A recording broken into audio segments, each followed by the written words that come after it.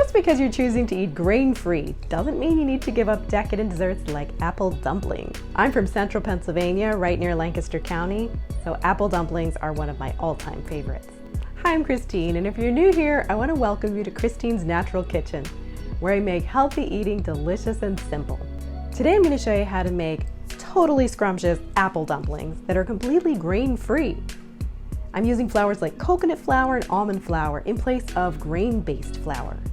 But if you're following a nut-free diet, no worries. You can just substitute the almond flour with another grain-free flour of your choice. All of the ingredients I'm using today are compliments of Basil Bandwagon Natural Market, one of my favorite places to shop. So I've got my 3 apples peeled and cored. I used my handy little apple corer here and took the center out of each one.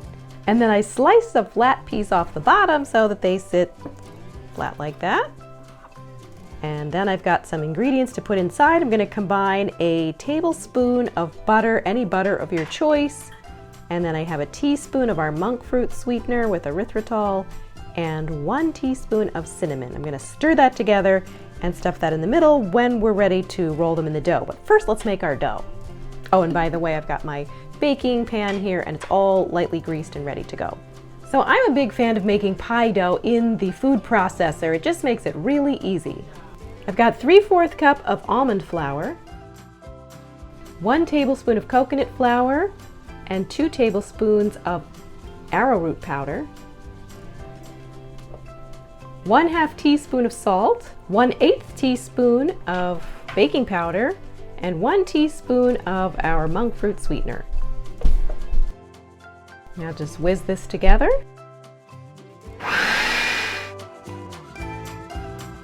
Add 1/2 cup of cold cubed butter and process this again until it's a coarse meal. Now this is going to look wet at this point, so it's going to seem counterintuitive to add our 1/4 cup of cold almond milk, but you'll see we're going to get a nice result. Now we're going to add our remaining 3/4 cup of almond flour and blend once more.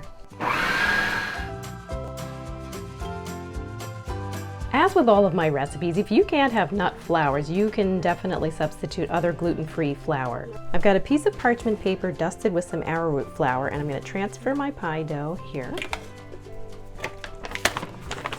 I'm going to dust it with even a little more arrowroot.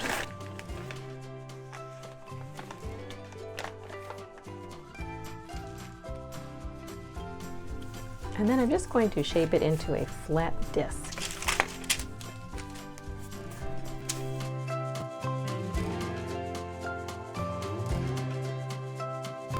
Now I'm going to cut this disc into 3 equal-sized pieces.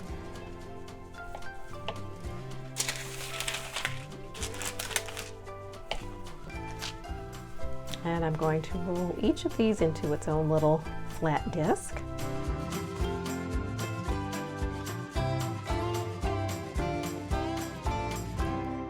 Some people do add an egg to a dough like this just for extra binding. So that is an option if you feel nervous that your dough is going to come apart. But this works pretty well. And another option is you can chill your dough briefly. So if you want to put these discs, each of them wrapped individually in a little plastic wrap or some parchment paper, and refrigerate it for 30 minutes or so, that's going to make it a little bit easier to work with because it'll firm it up a little bit. While we're waiting for the dough to chill, let's make our sauce. In here I have 2 cups of water. I'm adding 1/2 cup of our monk fruit erythritol sweetener, 2 tablespoons of your favorite butter, and this is 1 teaspoon of molasses, 1 teaspoon of arrowroot powder, 1/2 teaspoon of cinnamon, and a few pinches of sea salt. And I'm going to dilute the arrowroot mixture by adding a little splash of water. And I'm going to stir this combination of ingredients together with a little bit of cold water, basically about a tablespoon or so of cold water, just to stir it around a little bit before adding it to the warm mixture, which I have over low heat.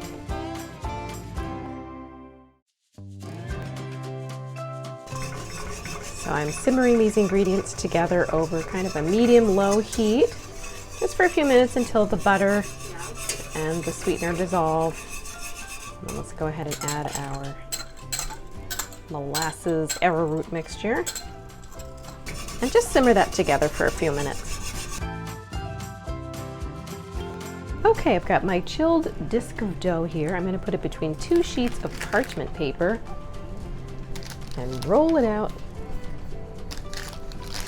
into about a 6-inch circle.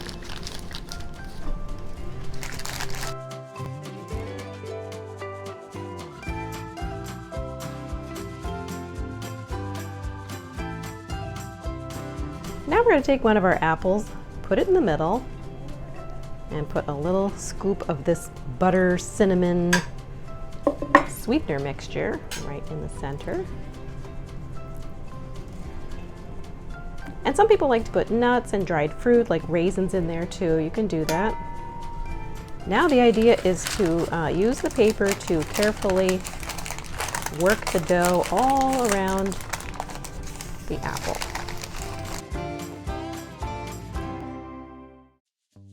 And if your dough starts to get fragile on you again because it's softened at room temperature, you can always just chill the whole thing in the refrigerator again, and then it'll make it easier to work with.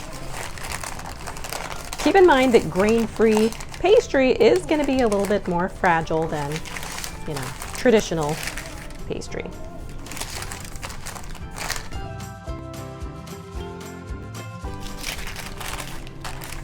There we go. The idea is just to kind of cover all the sides with the dough. Kind of work it up like that. And then just repeat this with your remaining circles of dough.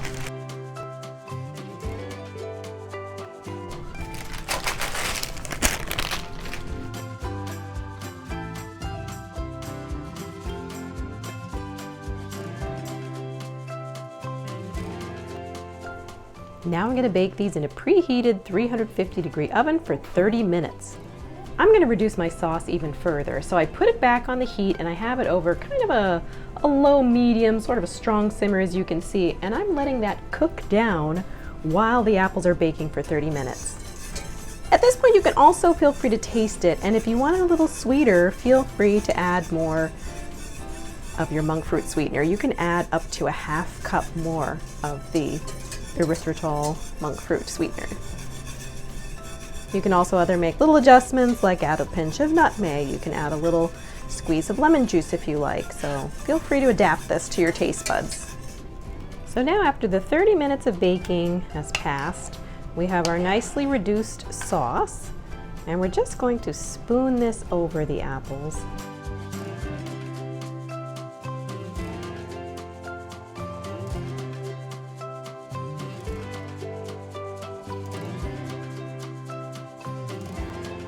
Depending on the size of your pan, like mine, you may run out of room for all this sauce, so feel free to not use quite all of it. And you can even cut the recipe down if you don't like as much sauce. For your dumplings, feel free to just cut it in half. Now we're going to pop these back in the oven and bake them for another 20 minutes. One last touch before I put them back in the oven. I'm going to take a little bit more of my monk fruit sweetener and just sprinkle that on the top. I think that makes a nice touch.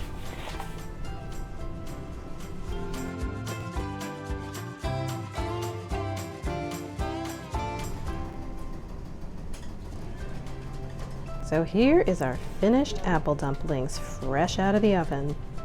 And you can let your apple dumplings sit for a little bit with the delicate dough. It firms up a little bit more once it's had a chance to cool. But while they're still a little warm, they're delicious, especially topped off a la mode or with a little coconut whipped cream. And of course, a generous spoonful of this delicious sauce.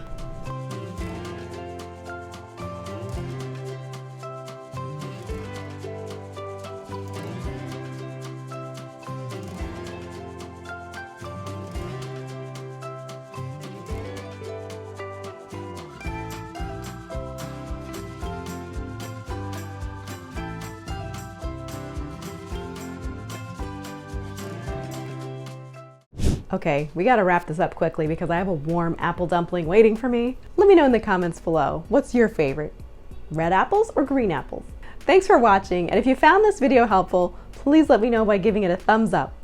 And when you subscribe and hit the notification bell, you'll find out about new cooking videos as soon as they come out. Thanks for watching and see you again soon. Bye!